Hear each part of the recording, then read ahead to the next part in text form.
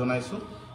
সদৌ অসম আদিবাসী ছাত্ৰ সন্থা কেন্দ্ৰীয় কমিটিৰ নিৰ্দেশ মৰ্মে যোৱা মাহৰ 24 তাৰিখে বেলতলাত যি কাৰ্যনিৰ্বাহক সভা হৈ যায় আৰু এই কাৰ্যনিৰ্বাহক সভাত কেন্দ্ৰীয় কমিটিৰ সিদ্ধান্ত লয় যে নগাঁও, গোলাঘাট আৰু ডিব্ৰুগড় জিলাত অতি সোনকালে এই নৱেম্বৰ মাহতে অধিৱেশন হ'ব লাগে। সেই নিৰ্দেশ মৰ্মে গোলাঘাটত এটি কাৰ্যনিৰ্বাহক সভা হৈ যায় আৰু গোলাঘাট জিলা মৈত্ৰী সংঘত সিদ্ধান্ত লোৱা হ'ল, প্ৰস্তাৱ লোৱা হ'ল যে অতি শীঘ্ৰেই গোলাঘাট জিলাখন পূৰ্ণাংগন কমিটি গঠন কৰিব লাগে।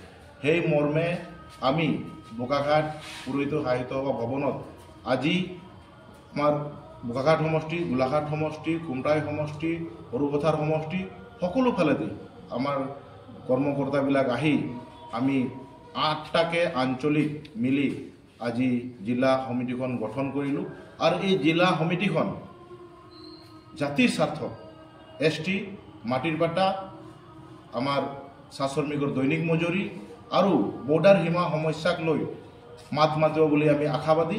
আৰু আমি দেখিছোঁ যে যোৱাকালি অসম চৰকাৰে আমাৰ অতি শ্ৰদ্ধাৰ সন্মানীয় ডক্টৰ হিমন্ত বিশ্ব শৰ্মাই আদিবাসী ছাত্ৰ সন্থা আৰু অসম চাহ মজদুৰ সংঘ, চাহ জনজাতি ছাত্ৰ সন্থা আৰু BCMSক মাতিছিলে।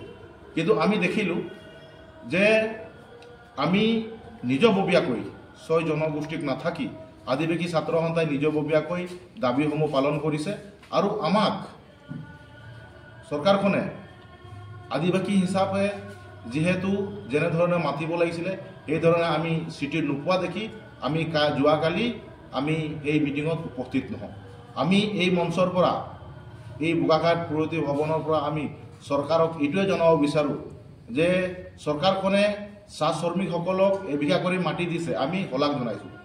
তাৰ লগতে গাঁৱত বহি থকা আদিবাসীসকলক কোনে মাটি দিব, মাটিৰ পাটা কোনে দিব, সেই বিষয়ে অসম চৰকাৰে যাতে অকণমান চিন্তা কৰিব লাগে গভীৰভাৱে। আৰু আমাৰ অকল মাটি পাটা দিলেই যে 26ত ভোট পাব সেইটো নহয়, আমি আশাবাদী আমাৰ জনগোষ্ঠীটোক জনজাতিকৰণ দিব লাগে।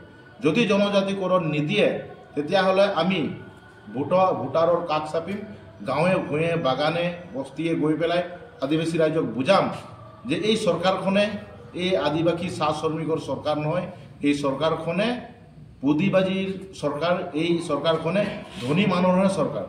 কাৰণ হিমন্ত বিশ্ব শৰ্মা নিজে কৈছিলে তিনিচুকীয়া বৰডুমচা মহাসভাত যে আদিবাসীসকলৰ জনজাতিকৰণ 90% হৈ গ'ল।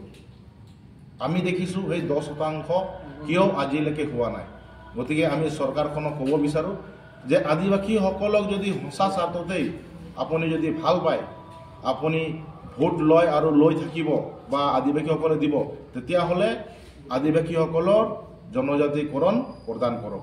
অন্যথা আদিবাসী ছাত্ৰ সন্থাই এই চৰকাৰখনক বিৰোধিতা কৰিবলৈ সাজু হৈছে।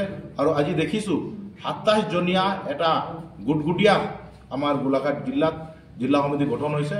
আৰু এই জিলা সমিতি কিন্তু জাতিৰ হৈ মাত মাতিব আৰু চৰকাৰে যদি আমাৰ মুখ্য দাবীসমূহ পূৰ্ণ নকৰে তেতিয়া চৰকাৰৰ বিৰুদ্ধে যাবলৈ আমি সাজু হৈছোঁ। জোহার, জয় আশা, জয় আদিবাসী। আদিবাসী ছাত্র সন্থা জিন্দাবাদ, জিন্দাবাদ, জিন্দাবাদ। অসম আদিবাসী ছাত্র সন্থা জিন্দাবাদ, জিন্দাবাদ, জিন্দাবাদ। অসম আদিবাসী ছাত্র সন্থা জিন্দাবাদ, জিন্দাবাদ, জিন্দাবাদ। কানওয়ারা জিন্দাবাদ, জিন্দাবাদ, জিন্দাবাদ। বেনুরাং জিন্দাবাদ, জিন্দাবাদ, জিন্দাবাদ। ধন্যবাদ।